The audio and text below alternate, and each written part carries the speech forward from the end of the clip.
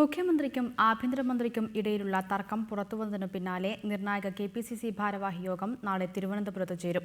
ബാർക്കോഴ വിവാദത്തിൽ ആഭ്യന്തരമന്ത്രിയെ തള്ളി KM മാണിക്ക് അനുകൂലമായ നിലപാടെടുത്ത മുഖ്യമന്ത്രിക്കെതിരെ യോഗത്തിൽ കടുത്ത വിമർശനം ഉയർന്നേക്കും. വരാനിരിക്കുന്ന തെരഞ്ഞെടുപ്പുകളെക്കുറിച്ചും UDF യോഗത്തിൽ സ്വീകരിക്കേണ്ട നിലപാടുകളെക്കുറിച്ചും ചർച്ചയാകും.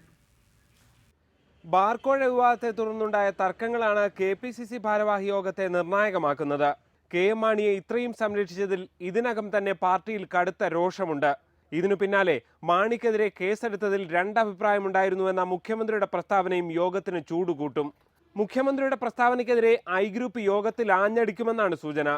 ആഭ്യന്തരമന്ത്രിയെ ലക്ഷ്യം വെച്ച് മാണി നടത്തിയ തനിക്കെതിരെ രണ്ട് നീതിയുണ്ടെന്ന പ്രയോഗവും നേതാക്കൾ ചൂണ്ടിക്കാട്ടും.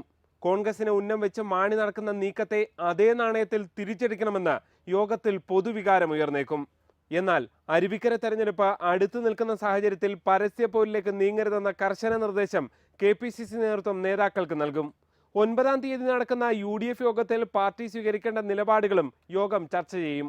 ഞങ്ങളുടെ മുന്നിലുള്ള മുഖ്യ അജണ്ട എന്ന് പറയുന്നത് അരുവിക്കര ഉപതെരഞ്ഞെടുപ്പാണ്.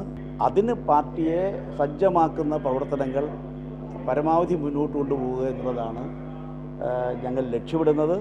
പൊതുവെ ഭരണ സംവിധാനത്തിൽ ഇനി പുതുതായി ഏറ്റെടുക്കേണ്ട കർമ്മ പദ്ധതികളെ സംബന്ധിച്ചിടത്തോളം UDF ചർച്ച ചെയ്യുന്നുണ്ട്.